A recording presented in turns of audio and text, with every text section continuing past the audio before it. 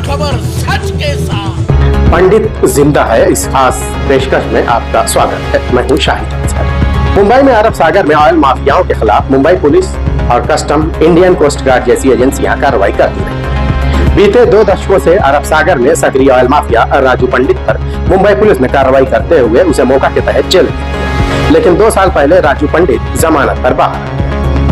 कुछ दिनों तक ऐसा लग रहा था कि पंडित अरब सागर में ऑयल माफियाओं की इस गैंग से पूरी तरह से अलग हो चुका है और अब उसने इस गोरख धंधे से तौबा कर ली है। लेकिन ये मुंबई पुलिस की सबसे बड़ी गलतफहमी थी, क्योंकि पंडित इस गोरख धंधे में अभी भी जिंदा है और अरब सागर में ऑयल माफियाओं का सरगना है। इस बात का दावा हम नहीं बल्कि एक ऑडियो क्लिप कर रही है।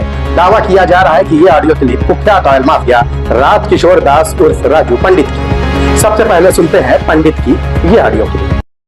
लोग का पैसे नहीं भेज रहे हो, एटीएस वाले का जो डीजीपी ऑफिस का और वो संजय गायकवाड़ का, तो क्यों क्या किधर पैसे रख के नहीं क्या, किधर क्या हुआ?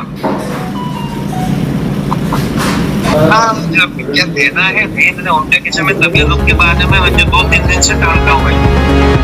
पंडित इस बातचीत में कहता है कि एटीएस इस एजेंसी का नाम लेता है और वहां पैसे पहुंचाने की बात करता है। हम इस ऑडियो क्लिप की पुष्टि नहीं करते, लेकिन सूत्रों की माने तो ये ऑडियो राजू पंडित का है। दरअसल पंडित अरब सागर में सक्रिय ऑयल माफियाओं का सरगना है। एक जमाने में पंडित खुद तेल तस्करी किया करता था और धीरे धीरे वो अरब सागर का हाजी मस्तान बन गया। उसने पूरे अरब सागर पर अपनी बादशाहत कायम की और तेल की तस्करी का बादशाह बन गया।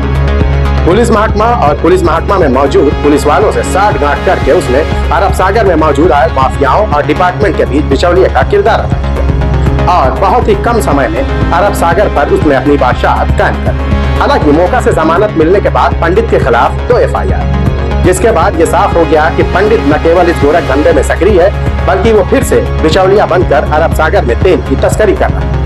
इन 2 FIR के बाद पंडित के खिलाफ मुंबई पुलिस ने उसकी जमानत रद्द करने का आवेदन मोका कोर्ट में दिया, जिसकी जल्द ही सुनवाई होने वाली है। संभव है कि मुंबई पुलिस ने जिन तथ्यों के साथ कोर्ट को पंडित की कुंडली बताई है, तो पंडित की जमानत रद्द हो जाएगी और पंडित फिर से सलाखों के पीछे होगा। फिलहाल पंडित की इस ऑडियो क्लिप, जिसमें पंडित महाराष्ट्र एटीएस और दूसरे महकमा में पैसे पहुंचाने की बात कर रहा है, इससे जाहिर होता है कि पंडित के साथ महकमे में मौजूद कई अफसरान अभी भी शामिल हैं, जिसकी वजह से अरब सागर में तेल तस्करी का ये धंधा फल फूल रहा है। शाहिद अंसारी, मुंबई टीवी, मुंबई।